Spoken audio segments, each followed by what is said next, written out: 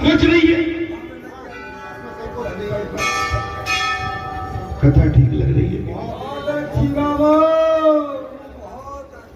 अपने माता पिता की धन संपत्ति लेने में आज की संतान को कोई संकोच नहीं होता और बंधन करने में संकोच होता,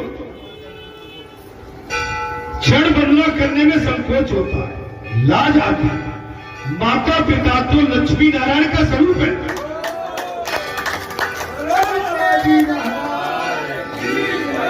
और ये बात तो हम कई दिनों से कहते थे, माता पिता साक्षात लक्ष्मी नारायण का स्वरूप है। भगवान सुखदेव ने कहा, इस समय ये रामचरित चल रहा है, भगवान राजा दशरथ के घर में आज भगवान ने अवतार लिया है, वो कथा चल रही है। उन्हें बंधन करो, रघुनाथ जी की उपासना, उदारता और दीन वत्सलता जगत में बेजोड़ है। भगवान राम की उपासना अपने माता पिता के प्रति उनकी महाराज दीनहीनता, दीन वत्सलता जगत में बेजोड़ है। ओम जैसा कोई राजा पहले न हुआ है न आगे कभी।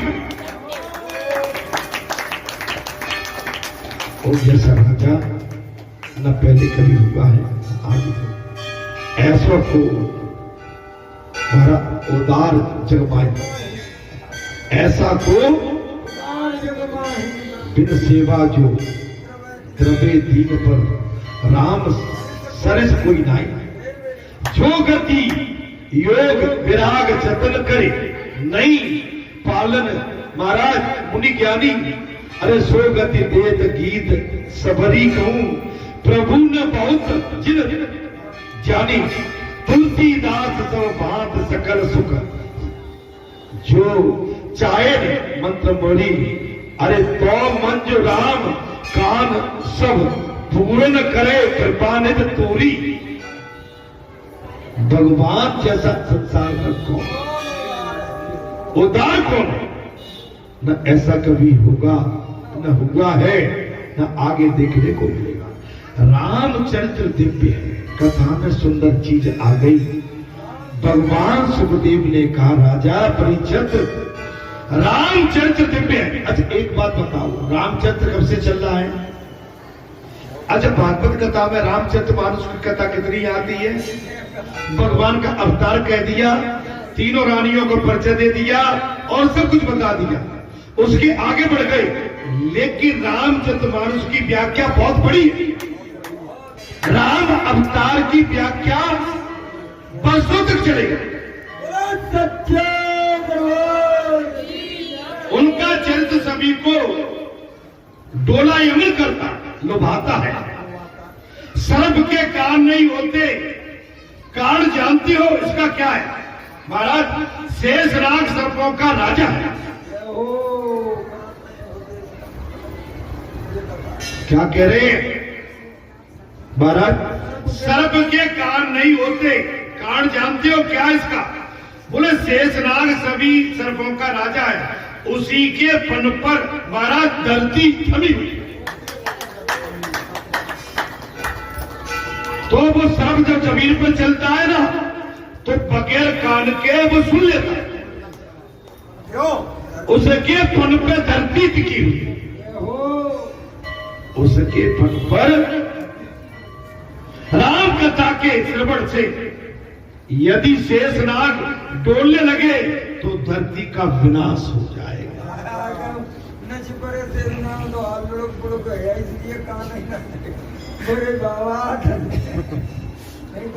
राम कथा से कहीं शेषनाग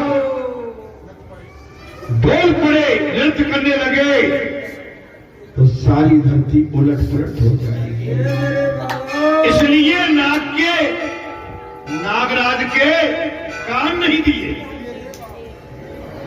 तो ब्रह्मा जी ने सोचा कि सच्चाई अच्छाई इसी में की, इससे उससे कान नहीं दिए जाए। ब्रह्मा जी ने सोचा अच्छाई इसी में है कि नाक के कान नहीं दिए जा रहे। वैसे ये तो कभी कल्पना ही,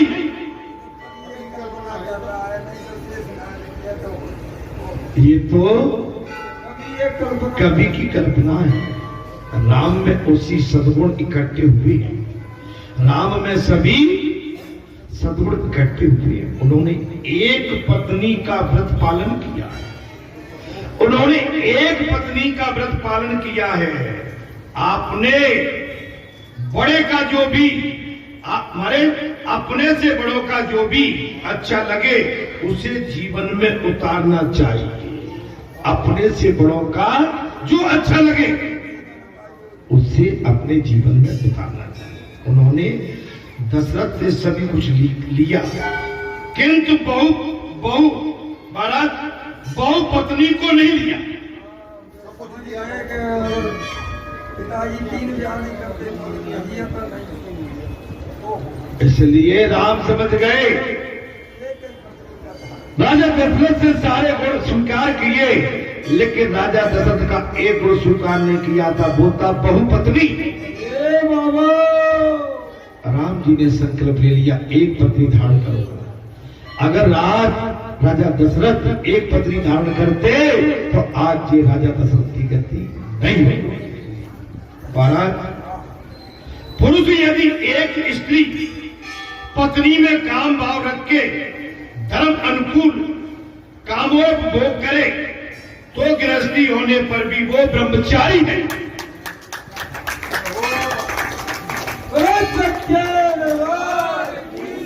हमने प्रातः काल जो बात कही थी अब आ गई। आप घर में रहिए, आप बाबा मत बनिए। लाल पीले पैर के घर को छोड़ के अगर शादी कर ली है तो मत भागिए, नहीं कायर कहलाओगे। या तो शादी मत करो, और शादी कर ली है तो परिवार को मत छोड़ो।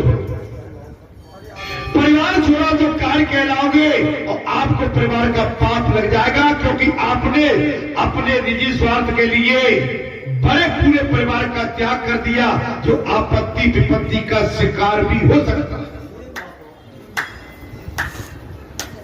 भटक सकता है। पुरुष यदि एक पत्नी स्त्री में काम भाव रख के धर्म अनुकूल अपना संसार में रह के अपना पालन करे मर्यादा का, तो ब्रह्मचारी है। काम को व्यापक न होने देना चाहिए। हमने प्रातः काल यही तो आपको। अच्छा, आपको हमारी बात में कुछ अजीब लगती होगी बाबा, ये सब वेदों में पढ़ा हुआ, कथा में पढ़ा हुआ है। मैंने क्या कहा था, निद्रा हमारे कोई संसारी सुख संसाधन कामन के लिए नहीं है। निद्रा एक योग है, और वो भी भजन के लिए बनाया, संसार की विलासता के लिए नहीं। इससे बचना चाहिए। और ब्रह्मचर्य का पालन तो जितना आपसे बन सके उतना लंबे टाइम तक करते रहिए। ये दोनों तरफ से, एक तरफ से नहीं, दोनों तरफ से बनाया जाता है। आपका संकल्प अगर पक्का है तो आपको भगवान की दया बनी रहेगी, और संकल्प कच्चा है तो भगवान भी आपके कच्चे संकल्प को खत्म कर देगा। आदमी सोच तो लेके उसका इरादा क्या है। मेरी ये तो आपसे बोलेगा, आप ब्रह्मचर्य के पालन करिए। आपका शरीर, आपका चेहरा, आपका रोम रोम, आपकी वाणी, आपके नेत्र, आपकी नजर, सब बिल्कुल गवाही दे देंगे कि नहीं ठीक है।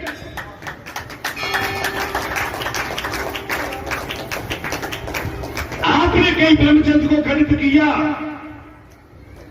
तो वो भी अलग दिखेगा कि संसार की पिटाई है। ज्यादा खुल के नहीं बोल पाता हूं, समझिए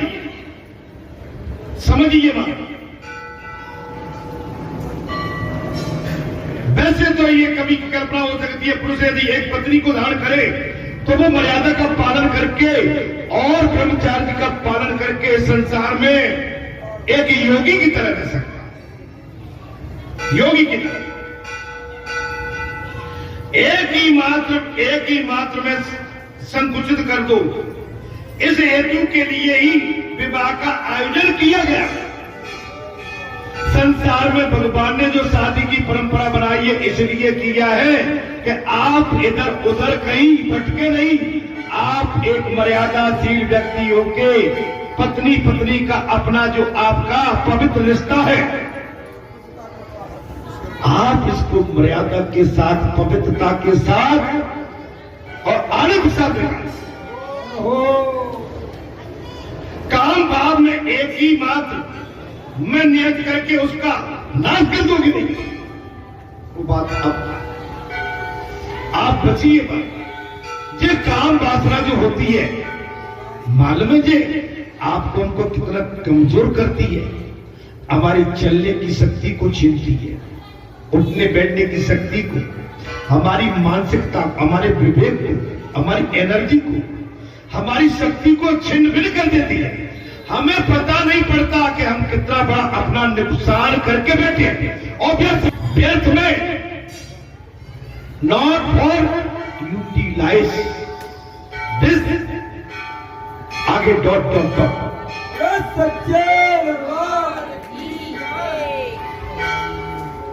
इसको अन्यास खत्म कर दो। ये एनर्जी शक्ति है जी, आपकी आंखों में चमक देगी, अलग देगी। लेकिन भैया ये तो दोनों तरफ की ताली मजबूत होंगी तब, भगवान की गुरु की कृपा बनेगी तब, आपका संकल्प लेने का व्रत सही होगा तब। और मैंने कहा ना, दोनों हाथ की ताली मजबूत होंगी तब विशेष तो जाए। एक हाथ से ताली कभी नहीं बजती, ताली तो दोनों हाथों से। अच्छा कथा में दिया, आप उसको अन्यथा न लें, मैं तो आपको इसलिए कह रहा हूं। कहां चल रहे थे मेरे भाई जी? भैया हाँ ठीक है। निर्दोष तो केवल ईश्वर ही है, हमारे आपके अंदर सभी में दोष भरे उठ निर्दोष केवल परमात्मा है। ये संतो महात्माओं, संभव है कि गुरु में भी कुछ दोष हो, कथा में कह दिया। संभव है कि गुरु में भी कुछ दोष हो, किंतु गुरु के दोष का अनुकरण करना नहीं चाहिए।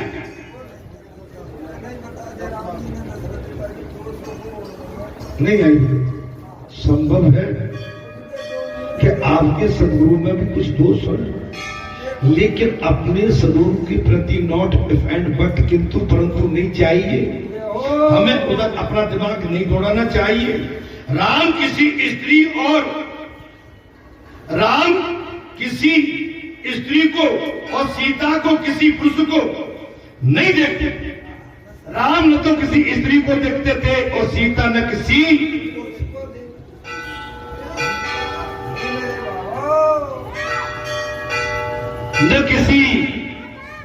रामचंद्र किसी स्त्री की तरफ देखते थे और सीता जी किसी पुरुष की ओर नहीं देखती थी।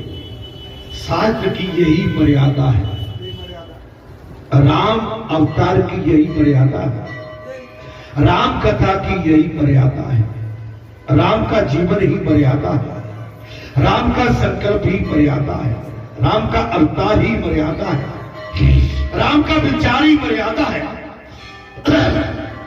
राम की सेवा ही मर्यादा है। ऐसी मर्यादा का पालन करने से जीवन सुधरेगा।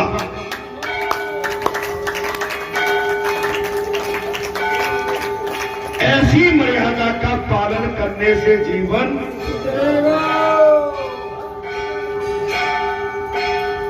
रामचंद्र जी ने एक स्त्री का व्रत का पालन किया था।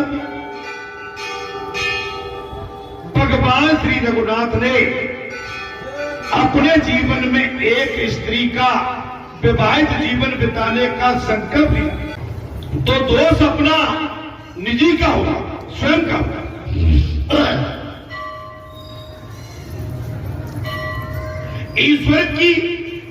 ईश्वर को धर्म मर्यादा का, ईश्वर की धर्म मर्यादा का जो पालन करे वही सच्चा मनुष्य है।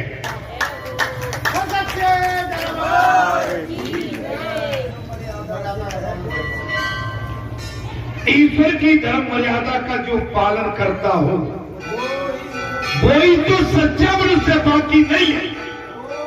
अब देखिए भैया, इसके बाद क्या बच रहा है हमारे पास। वाल्मीकि रामायण के सुंदर कांड का एक प्रसंग है। हनुमान जी सीता जी से मिलने के लिए अशोक वन में आए।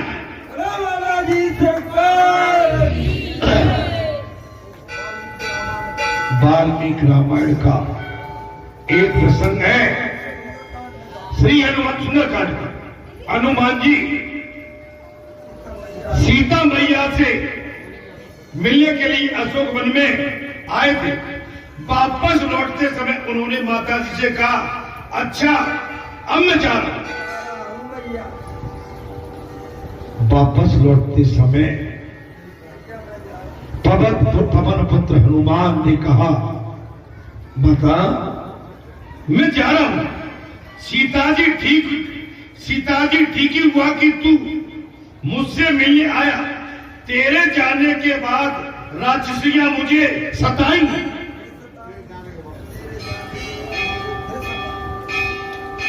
बेटा हनुमान, तू आया जाकर मेरे पास वो तो ठीक हुआ, लेकिन पुत्र हनुमान तेरे जाने के बाद ये लंका की राक्षसनी मुझे सताएंगी।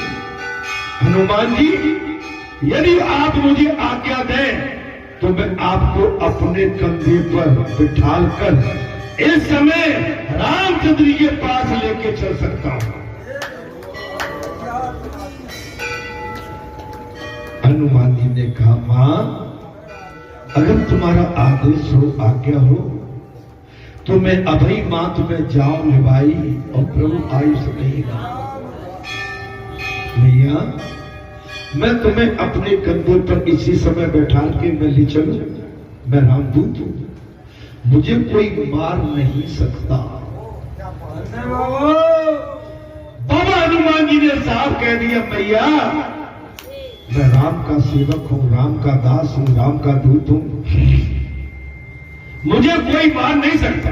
सीता जी नहीं, ऐसा नहीं हो सकता, तू मेरा पुत्र सा है, ऐसा नहीं हो सकता। पुत्र हनुमान, तू मेरे पुत्र के समान है, बाल ब्रह्मचारी है, पवित्र है, फिर भी तू पुरुष है। क्या तू मेरे पुत्र के समान है, बाल ब्रह्मचारी है, तेरे आदर्श पवित्र है, लेकिन फिर भी पुत्र हनुमान तू पुरुष है और मैं स्त्री हूं। मेरे लिए किसी भी पराये पुरुष का स्पर्श करना वर्जन है। पराये पुरुष को किसी को भी टच करना वर्जन है। बताइए, मैं आज आपसे वही कहता हूं कि आजकल मेरी माताओं ध्यान से सुन लो, तुम बेटियों मेरी, आप सही जगह पे बैठे हो और सही बात सुन रहे हो और सही समय पर हो, सही पर और क्षण पर हो। पर पुरुष से हमेशा वो कितना भी आपका नजदीकी क्यों न हो, नातेदार क्यों न हो, बेटियों अगर तुम में माता जानकी की तरह पतिव्रता धर्म है, मैं आप पर संशय नहीं करता है, लेकिन डोंट टच मी।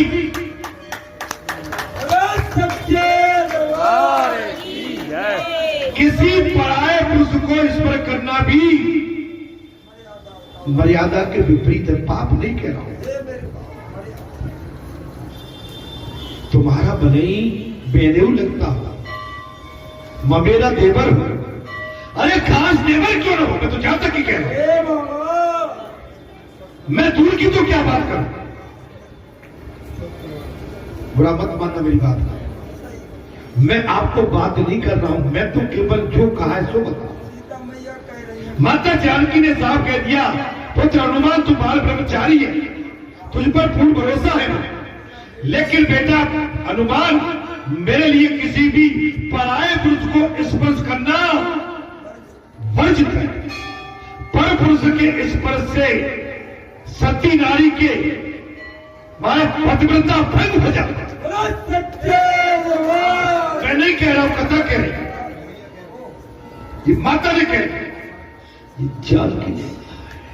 इसलिए हमेशा मार्केट, तुम कहीं शादी ब्याह में जाते हो, बोले वो तो निकल गई, तो बोले वो जा रहे हैं, नहीं नहीं, उनको रोक के रखो, अपने बेटे को रोक के रखो, बेटी को रोको।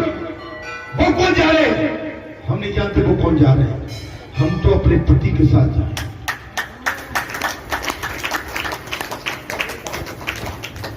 मैं किसी पे आक्षेप लगा के जो बात नहीं कर रहा हूं,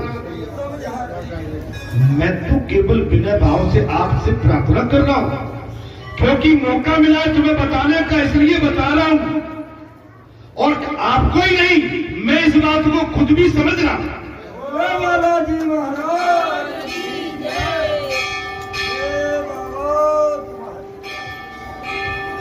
मैं ये बात क्यों आपसे कर रहा हूं? मैं नहीं, मैं भी खुल के क्यों कर रहा हूं?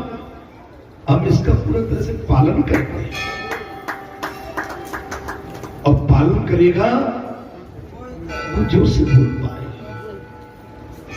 हाँ, हमें ज्यादा इधर उधर के वातावरण नहीं पड़ना चाहिए। महाराज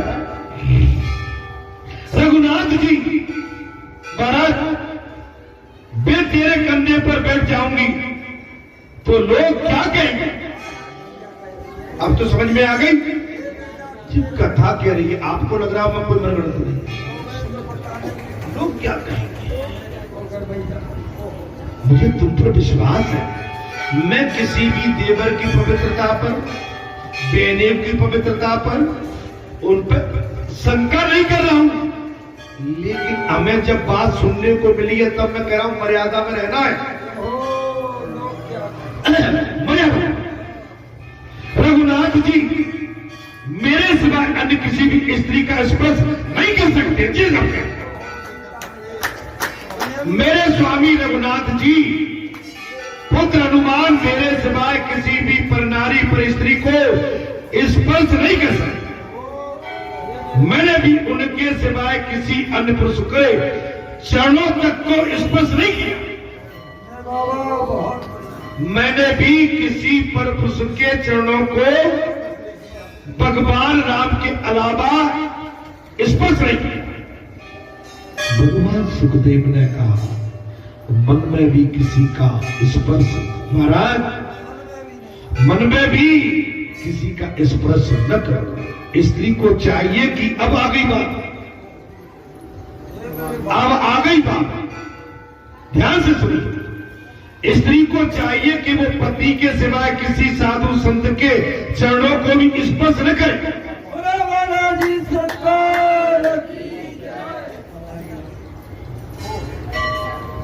स्त्री को चाहिए कि पति के सिवाय किसी संत को भी स्पर्श न करे, उसके चरण पकड़े, उनको दूर से ही प्रणाम करे। जो बाबा ने मर्यादा क्यों बनाई है आज समझ लेना। अच्छा, ये मर्यादा तुम्हें कहीं भी मिल जाए तो मुझे बता दे। अगर संत भी बैठे होंगे तो ये नहीं डंडा खिंचा होगा, दूर से महाराज बेटा तू ब्रह्मचारी है। माता जानकी ने साफ कह दिया, पुत्र हनुमान तू ब्रह्मचारी है, फिर भी तेरा स्पर्श करूं तो धर्म की मर्यादा टूट जाएगी। बेटा पुत्र हनुमान तू ब्रह्मचारी है, मैं जानती हूं, अगर मैं तुझे स्पर्श करती हूं तो धर्म की मर्यादा टूट जाएगी। सीता जी जगत को आदर्श स्त्रीत्व दिखा रही है। सीता जी जगत को आदर्श बन के पतिव्रता धर्म क्या होता है दिखा रही है। कथा कुछ अच्छी लग रही है कि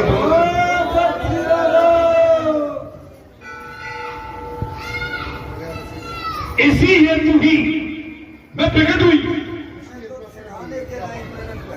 माता जानकी ने अब जब पुत्र हनुमान से, बाबा हनुमान से साफ कह दिया, बेटा हनुमान मैं इसीलिए इस जगत में प्रकट हुई हूं। राम सरल है किंतु सीता जी की सरलता अलौकिक है। राम सरल है लेकिन सीता जी की सरलता भी अलौकिक है, दिव्य है। राम की मातृ पितृभक्ति अलौकिक है और महाराज बंधु प्रेम भी दिव्य है। भाई के प्रति राम जी का प्रेम भी दिव्य है। भैया कथा कुछ पल्ले पड़ रही है। अब मुझे पता नहीं कि मैं ही चिल्लाए जा रहा हूं कि आप सुन भी रहे हो। बुरे भैया वो ढोलक बारो तो भगो बुला लेना, वो ढोलक बारे आजा भैया। बड़ों का हित, बड़ों का दिल कभी नहीं दुखाना चाहिए। अब आ गई,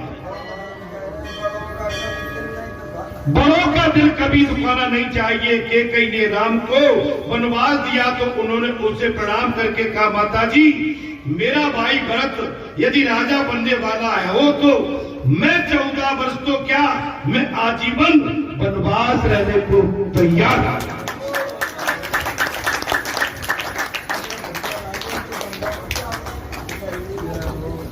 भगवान राम ने कह दिया, माता श्री अगर मेरे भाई को तुम 14 वर्ष की बात करती हो, अगर मेरे भाई राम को, भरत को अयोध्या की राजगद्दी मिलने वाली है तो 14 वर्ष की बात तो क्या मैं आजीवन वर्ष में रहने के लिए तैयार हूं। ये तो तुम्हारा मेरी ओर से पक्षपात है। भरत की अपेक्षा मुझ पर तुम्हारा प्रेम अधिक है। राम जी ने कह दिया, भरत से अधिक प्रेम तुम्हारा मुझ पर अधिक है और मुझे ऋषि मुनियों के सत्संग का लाभ मिलेगा। इस हेतु से ही तुमने मुझे वनवास दे दिया। मेरा कल्याण के कारण ही तुम मुझे आज वन में भेज रही हो। राम कथा तो सागर जैसी है।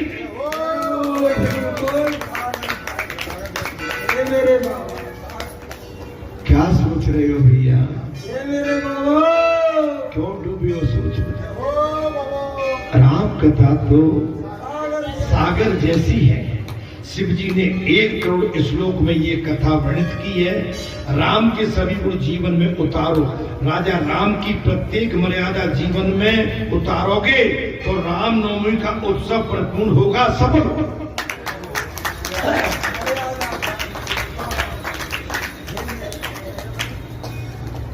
राम जी की मर्यादा को बाबा शंकर ने 1 करोड़ श्लोकों में बनाया। इसको 1 करोड़ श्लोक महाराज कथा शिव जी ने 1 करोड़ श्लोक में ये कथा वर्णित की है। राम के सभी गुण जीवन में उतारोगे, राजा राम के प्रत्येक मर्यादा जीवन में उतारोगे तो रामनवमी का उत्सव परिपूर्ण होगा, सफल होगा। शिव जी हर रोज उमा को इस राम कथा का रस पार कराते हैं।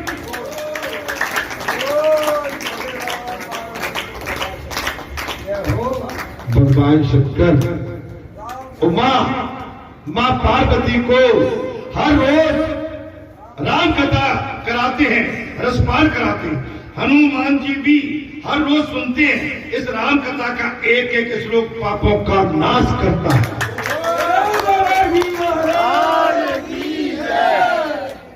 इस राम कथा का एक एक शब्द भी पापों का नाश करता है। एक बार देव ऋषि और मनुष्य शिव जी के पास रामायण मांगने गए। महाराज रामायण के 1 करोड़ श्लोक है। एक समय की बात है, देव ऋषि और मुनि शिव जी के पास रामायण मांगने गए। रामायण के 1 करोड़ श्लोक है। शिव जी ने तीनों को बराबर बांटा तो एक श्लोक शेष रह गया। 1 करोड़ थे महाराज, 33 बांटे, एक श्लोक रह गया उसमें। देव ऋषि और मनुष्य शेष बचे हुए श्लोक के लिए भी झगड़ने लगे। ये एक में से भगवान शंकर ने 33 करोड़ देवता और ऋषियों को बांट दी। एक श्लोक बचा, उसमें बचे हुए श्लोक में सारे ऋषि एवं देवता झगड़ने लगे। शिव जी तो लड़ाई झगड़ा पसंद नहीं करते। शिव जी लड़ाई झगड़ा कभी पसंद नहीं करते। हो जय युद्ध वैर स्वार्थ वासना विषमता नहीं, वह स्थान अयोध्या है।